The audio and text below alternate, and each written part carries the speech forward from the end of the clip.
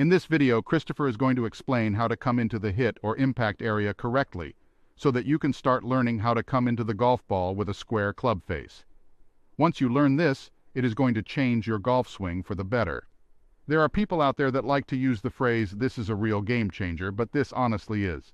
Let's get started. Hello everybody and welcome back. Today what we're going to talk about, or this evening, is how to come into the ball, how Hogan came into the ball versus the modern swing. So let me show you. When people go like this, and you know, the traditional modern golf swing, if you will, they're here, they pick the hands up, the hands get high, they drop the club like this, and then they try to square it up. But most people, you know, they're not able to do that because they don't let the forearms roll and all the different things that are necessary to make that happen. However, the modern swing or traditional teaching is like this. Well, when Hogan came into the ball, it was like that. See the small difference there? This is kind of modern teaching. This is what Hogan was doing. And there is a huge difference, okay? Because again, you guys have heard me talk about the intent of the left elbow and the hands to be going to the left-hand side. Well, if you can think about this correctly, okay, the intent when you're, you know, in your golf swing and you're set up and you're like this and everybody says, swing that club to the right. There you go, to the right. And everybody wonders why they hit the shot to the right. But if the intent of the lead elbow and the hands are to come around the body this way, as I'm releasing it correctly, it's almost impossible to miss a shot. So when you can understand that, look, Hogan, because influenced by baseball, and the reality is if I was to hit a baseball, I'd be here this way, and then look what happens to my forearms. They roll, they go like this, right into the hitting area. Well, what happens here? How do we square the club face? And like if we're coming in like Hogan did, watch what happens. My hands just go like that. Here, so it'd be like that. Then my hands are just going like this. They are this way. And what a really good thing that it feels like the hands are, you know, if you were kind of gonna, you know, maybe throttle something like this, it feels like once I'm here that they throttle down this way. So it's just going almost like these fingers are rolling up into the palm itself. So all of a sudden you're here, now it just rolls. And every single time you're gonna get this kind of bowed kind of look like Hogan had, because you have to square the club face no matter what you're doing. So when you're here like this and you're like, there's the recenter move, here it comes, here it comes. Now from here, the only thing that's really going down are my hands are going like this. It's not my arms, and it's not throw the club way out here. It's just here, throttle down and release. And you're gonna be like, how can this not be any easier? Okay, but what happens for a lot of people, they get here doing it the traditional way. They get up like this, they get here, they know they've got to turn, okay? So they get here, or when they start turning, they come over the top, or they get here and they scoop, or they get here and they release like this, which is this type of release like a lot of people are talking about. But it's none of that.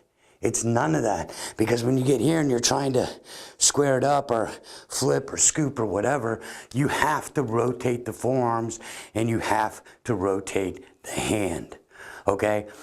There's a lot of people out there, they talk about the pressure plates and, you know, your different ground forces and all these different things.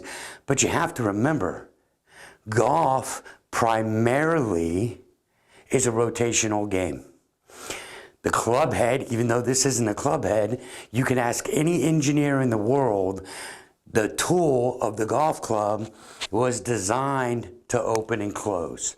So what happens in the downswing, most people are fighting the rate of closure. For a professional player, they're fighting the rate of closure, which was Ben Hogan. I never really wanted the toe to win the race, period. Because if he did, his hands were so damn fast, and what he was doing, if the toe won the race, he's gonna hook it to the left. Now, I could stand up here and talk to you all about all these technical jargon words and all the different things that people want to use online, but it's ridiculous. It's absolutely ridiculous. Why get confused? Keep it simple and understand what we're doing. So when Hogan was here and he came this way, look how much, if I'm here and I've made the rebound and I come down and then I come down more, look how flat this looks compared to that. See how it would be higher here? Well, at this point, look at where that club is at. So now that I'm gonna, when I rotate the hands to come in to the impact area, watch what happens to the club.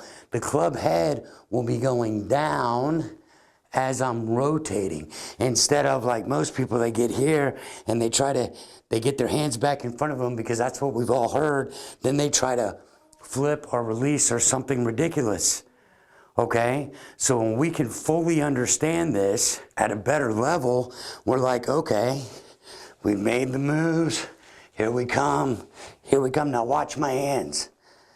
They turn down into the hit. It's not my body. It's not this side bend, which a lot of people confuse that for lean, which we'll get into in another video. But from here, it's just this way. Now from here, it's just rotate the forearm in the hands, and it's not your forearm, it's going to be your hand coming into the hit the way I described, and that's what's going to cause the forearm to rotate. So when we can understand this stuff, it gets real simple, guys. You have to get here. Now from here, see what I just did with my hands? They go like this. They feel like they're turning down, like the fingers are turning back into the palm this way. And then that's what allows this club face to come into the hitting area perfectly square.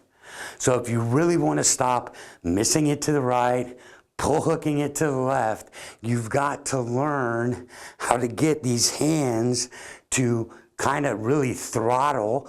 I'm gonna call it a throttle. So all of a sudden it's like this. This one is throttling this way, and this one is throttling this way. So watch what happens here. It's that's where Hogan's at, guys, in front of him, and then he just throttles that thing down and comes over here to the left. It's pretty simple once you start to understand it, but really apply some of the other things, because the intent of what you want to do is going to go a long way, a very long way. Like if my intention, like what most of us were taught when we were growing up or whatever, swing the club out to the right, swing the club out to the right. Well, if I swing this club out to the right, most people, they're never going to get this forearm to roll, because the club head being back here, when it comes in, everything is heading out that way. But now I have to make it the angle change necessary in the hands and the arms to bring the club head into a square hitting area. And once you can understand that, it is really going to improve your game. All right, guys, we'll see you in the next video.